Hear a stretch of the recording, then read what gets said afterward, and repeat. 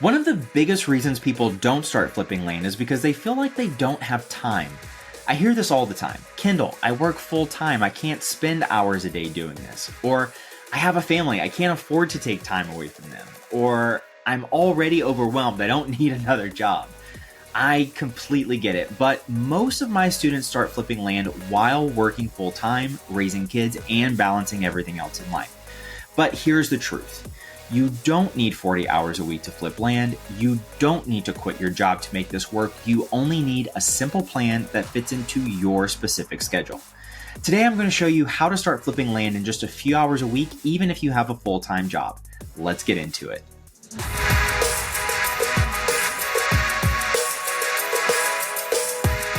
Welcome to the Only LandFans Launchpad series. I'm Kendall Lejeune, and this is the podcast that shows you exactly how to flip land without ever buying it. If you're working full-time and wondering, can I really do this with my schedule? The answer is yes. Today, I'll break down how to start flipping land in just a few hours a week, even if you have a busy life. Let's dive in. There are a few keys to flipping land while working a full-time job, and the first one is you only need 5 to 10 hours a week to start. Most people assume you need over 40 hours a week to start flipping land, but that's just not true. When you're just starting out, you only need about 5 to 10 hours a week. Think about it like this. That's less than 1.5 hours a day. That's one Netflix binge. That's like the time you spend scrolling on your phone. So if you can cut out just 1 or 2 distractions, you'll have plenty of time to make progress. Here's an action step for you. Find one time slot in your week where you can dedicate around 60 to 90 minutes to land flipping. Mark it on your calendar right now. That is going to be your window for flipping land. That's your time to shine and build your business. The second key is work smarter, not harder. Use leverage. So one of the biggest mistakes people make is trying to do everything themselves, but you don't have to spend hours searching for landowners and making calls and listing properties all by yourself. You can actually leverage other people's time. So here's how to do that. The first one is use cold calling services. This is like my number one hack for finding landowners. I use it in my own business right now, and I also have my most successful students using cold callers in their businesses. So instead of calling landowners yourself, just find a service that can find those leads for you. It will cut so much time out of the equation. The next one is use virtual assistants. Once you get a few deals under contract, you can hire someone to do basic tasks for you that are administrative, like answering calls for you or checking your email, managing your email boxes, things like that. Next one is partner with other wholesalers. Instead of spending hours finding buyers, work with someone who already has a buyer network. So you bring the deal, they bring the buyer, and that cuts your time in half. For example, Fernando is a student of mine who works a really demanding job in healthcare, but he was able to do his first land flip because he outsourced cold calling and only spent time on the final negotiation. So he didn't sift through 500 no's before he got the yes. He only talked to warm leads, people who were actually ready to sell. Want to learn how to get help so you don't have to do everything yourself?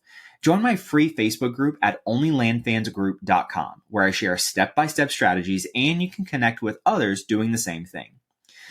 The next key is focus on one step at a time. The biggest reason people quit before they start is overwhelm. They see everything that goes into land flipping and they think, I don't have the time to learn all of this right now. Or I need to know everything before I take action. Or I'll just wait until I have more free time. But the truth is, you don't need to know everything at once and you will never have more free time. So here's how you break it down. In week 1, just learn how to find landowners who want to sell their properties. Week 2, start reaching out to sellers or hire a cold caller. Week 3, lock up your first contract. In week 4, connect the deal with the buyer. Just take it one step at a time. Super simple. Need support as you take your first steps? You can join my free Facebook group at onlylandfansgroup.com. You'll find people at all levels from beginners to experienced investors who can help you along the way. We're over 9,200 people strong in that group, and it's a really awesome place. If you've been thinking, I want to do this, but I don't have time, I hope this episode showed you that it's absolutely possible. You just need a few hours a week, the right strategy, and a clear step-by-step plan.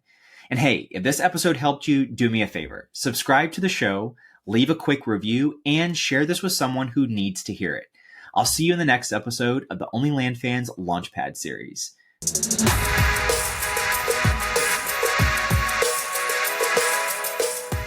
All right, before I go, I want to give you a sneak peek at what's coming next. A lot of people tell me, Kendall, I found a landowner who wants to sell, but I have no idea how much to offer. What if you offer too much and lose money? What if you offer too little and they walk away? How do you even know what the land is worth? In the next episode, I'm going to break down exactly how I analyze deals the simple way, without needing to be a real estate expert. So if you want to know how to make offers with confidence, hit that subscribe button now so you don't miss it. See you next time. Until then, stay dirty.